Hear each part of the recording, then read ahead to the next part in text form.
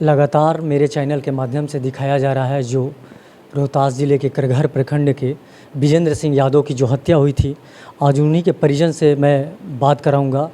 और जो निर्मम तरीके से हत्या की गई थी अपराधियों के द्वारा, जो एक रोहतास ज़िले के बहुत अच्छे नेता माने जाते थे और राजद के बहुत बड़े नेता थे, बहुत काफ़ी अच्छे सोशल वर्क थे और काफ़ी लोकप्रिय नेता थे।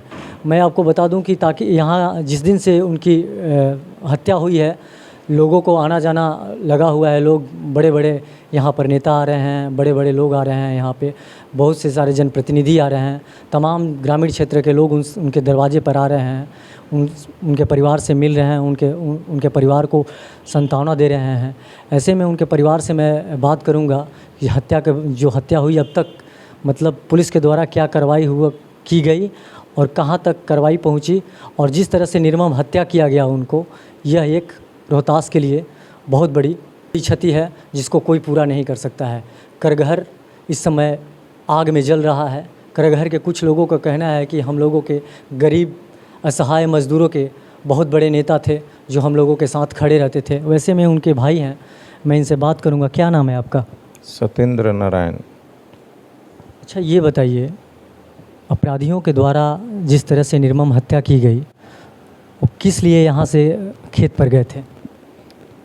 वहाँ धान के सोहनी हो रहा था और खाद का एक बोरी खाद की ज़रूरत थी, लेके जा रहे थे। एक मेरे बड़े भाई हैं, उनके साथी, और उनके साथ ही ये चले गए। हालांकि हमेशा जाते थे वहाँ पे, ज़रूरत इनकी वहाँ पे नहीं थी, लेकिन फिर भी चले गए। घूमने फिरने वाले लोग थे। सबसे बड़ी बात है कि इनका एक अपना पैटर्न था शुरू से जीने का, कि कभी भी वो रिजर्व गाड़ी और असला का यूज नहीं करते थे। मतलब ऐसे ही चलते थे हमेशा वो किसी के गाड़ी पे बैठ जाना और किसी के गाड़ी पर कहीं पहुंच जाना, वहाँ से किसी दूसरे के गाड़ी से वापस चले आना, यही उनका पैटर्न था। इसी पैटर्न पे वो अपनी ज़िंदगी जीते थे और इसी पैटर्न के अनुसार वो चले जाते थे। हालांकि इससे पूर्व में घटना हुआ था, उसमें वर्ष पहले हुआ था, 2017 में। उसमें वो बाल बचे थे। तब से हम लोग उनके प्रति चिंतित रहते थे। हमेशा उनको सुझाव दिया जाता था कि आप थोड़ा सावधान रहें, सुरक्षित रहें, लेकिन हम लोगों की बातों को अनदेखी कर दिया करते थे और उल्टा समझा देते थे कि मरना होगा तो घर के भीतर भी मर जाएंगे और नहीं मरना होगा तो हम कहीं भी नहीं मरेंगे। इस तरह की बात बोलकर हम लोग को चुप करा दिया करते थे। तो वहाँ तकरीबन 8-8:30 बजे के करीब में घटना हुई थी जी। 8:15 और 8:20 के बीच में, 8:15 और 20 के बीच में ये घटना हुई है। पहली बार आपसे उनकी बात कब हुई थी? मेरा बात तो सुबह में यहाँ से जब निकल रहे थे, जब भी मैं उधर से टहल के आता था 6:30 बजे मैं आ जाता था। उसके बाद ये इधर से निकलते थे, तो बस वहीं निकलते समय हम उनको देखे कि जा रहे हैं। उनके कितने पुत्र हैं और पुत्री? एक पुत्र हैं और 2 बेटियाँ हैं। थोड़ा सा कैमरामैन से चाहूँगा कि थोड़ा सा दिखाया जाए। वहीं एक उनके चिराग हैं, जो समझ सकते हैं पिता का जाने का गम पुत्र का ही होता है और पति का जाने का गम पत्नी ही समझ सकती है और भाई का जाने का गम भाई ही समझ सकता है। किस तरह से इस परिवार में दर्द छिपा हुआ है। यहाँ पे तमाम लोग क्षेत्र से आए हुए हैं, देख सकते हैं। कैमरे के माध्यम से मैं दिखाने का प्रयास करूँगा। जो उनके काफ़ी करीबी माने जाते हैं लोग, और यहाँ पे लोग तमाम क्षेत्र से, लोग ज़िले से मतलब लोग आ रहे हैं, उनके परिजन से मिल रहे हैं, उनके परिजन को सांत्वना दे रहे हैं। और आप कौन हैं? मैं उनका भतीजा हूँ, उनके बड़े भाई का बड़ा लड़का। अच्छा, राजनीति कब स्टार्ट किए थे, शुरू कब किए थे? तो हम लोगों के होश संभालने से पहले 85 मतलब सोच लीजिए, हम लोगों का जन्म 87 का है। हमारे जन्म से 2 साल पहले से वो राजनीति में थे। 1985 से राजनीति कर रहे थे। वो पहली बार बाजार समिति का चुनाव लड़े थे। बाजार समिति का चुनाव? जी, बाजार समिति के चुनाव लड़े थे और उस समय एक परंपरा बनी हुई थी, एक ही आदमी बार बार जीत रहे थे। उस परंपरा को उन्होंने तोड़ा था और लगातार 3 बार तब तक बाजार समिति रहे जब तक बाजार समिति भंग नहीं हो गई। माननीय मुख्यमंत्री नीतीश कुमार जी के शासनकाल में बाजार समिति को भंग कर दिया गया था। उस समय तक वो बाजार समिति के मेंबर थे। उसके बाद 2001 में वो प्रमुख का चुनाव लड़े 2001 में 20 साल के बाद त्रिस्तरीय पंचायत का चुनाव हुआ था, उसमें वो बीडीसी का चुनाव जीते थे और उनकी पत्नी जो जिला पार्षद के चुनाव लड़ी थी पूर्वी से, वो चंद वोटों से हार गई थी, लेकिन बीडीसी चुनाव ये जीते थे और इसके बाद वो प्रमुख बने और अगली बार 2006 में उनकी पत्नी फिर पुनः जिला परिषद बनी, पश्चिमी से जिला परिषद बनी और ये सीट प्रमुख का रिजर्व हो गया। तब से लेकर अब तक वो अपने समर्थक को ही प्रमुख बनाते रहे हैं, रिजर्व सीट होने के कारण। राजद कोटे से टिकट लेने के लिए भी दौड़ धूप कर रहे थे। जनता की इच्छा तो थी, चूँकि उनकी पॉपुलैरिटी जो थी वो लोगों के बीच इतनी थी कि वो विधायक बनने के सम्मान के लायक थे। माननीय एक विधायक हमारे जो बड़े भैया के साथी भी थे, जो कभी मैंने करगहर का विधानसभा का प्रतिनिधित्व भी कर चुके हैं, उन्होंने मेरे से एक बात शेयर किया जब अंतिम अंत्येष्टि हो रही थी तो, कि बाबू सत्येंद्र विधायक हमनी के बन गई नहीं जा, सब कुछ पा लेनी जा, लेकिन नेता के गुण भैये में रहे। 100 गो आदमी के मुँह मोड़े के तरीका अगर कोई भी रहे तो उनके भी रहे। पा लिहल कुछ सबसे बड़ चीज़ ना होला, नेतागिरी में नेता बनल सबसे बड़ बात होला, वो गुण हमारा भैया में रहे।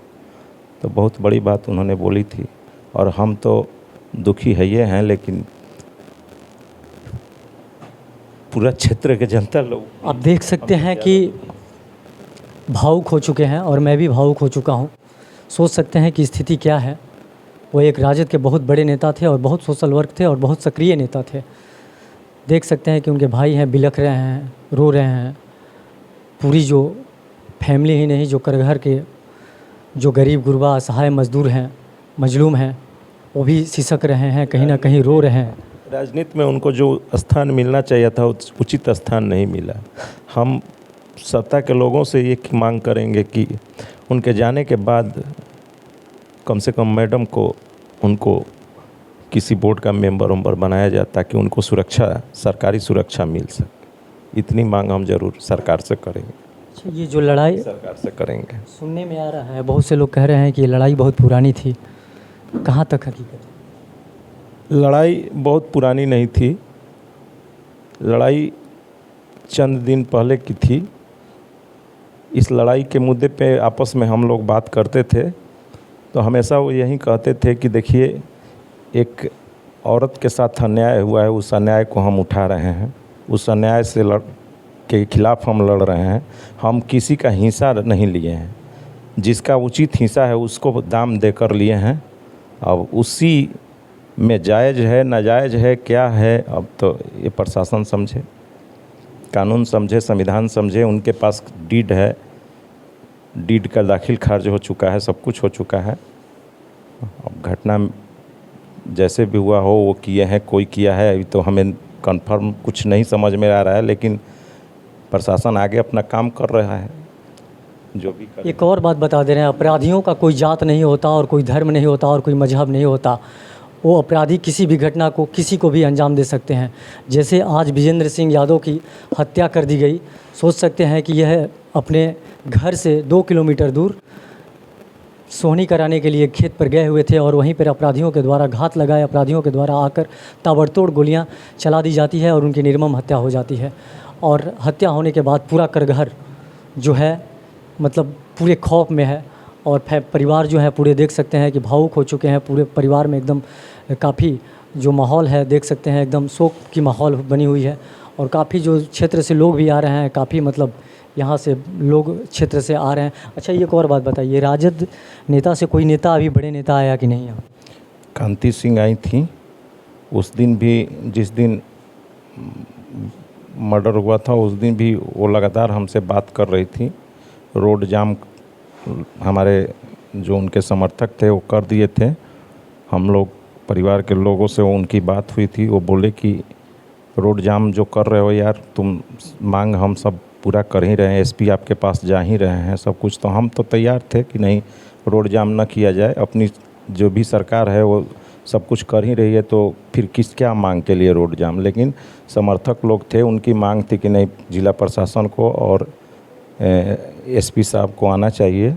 फिर भी हमने उन लोग को समझा बुझा कर एसपी साहब के आने से पहले ही लाश को लेकर हम पोस्टमार्टम के लिए चले गए थे। उसके बाद शायद हमको पता चला कि एसपी साहब आए भी थे और मिले भी थे, भाभी से मिले भी थे।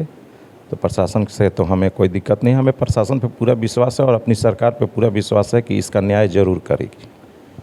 जैसे कि अभी आपने सुना इनके परिवार में और कोई लोग मेरे ऑन कैमरा आने से कतरा रहे हैं, लोग रोने लग रहे हैं, तो उनके भाई किसी तरह हिम्मत कर हमसे बातचीत किए। तमाम ऐसे ही खबर देखने के लिए हमारे साथ बने रहिए। मैं मीडिया दर्शन से सोनू कुमार, धन्यवाद।